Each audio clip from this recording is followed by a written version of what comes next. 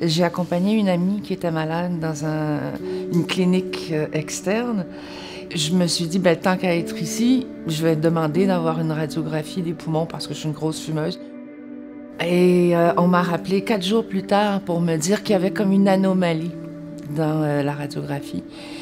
Et c'est cette radiographie qui a permis de déceler, de détecter mon cancer et qui fait que je fais partie des rares survivants au cancer du poumon. Quand j'ai reçu mon diagnostic, j'ai reçu le fameux choc dont tout le monde parle quand les gens reçoivent un verdict de cancer, quel que soit le cancer d'ailleurs. C'est un cancer qui est sournois, qui est silencieux, le cancer du poumon.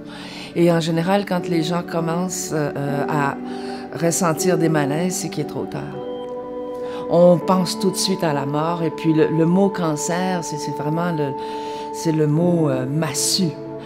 Et est-ce que je vais être capable d'arrêter de fumer, même si j'ai la certitude que je vais mourir de ça? Et ça, la culpabilité, le désespoir que ça apporte, c'est intolérable.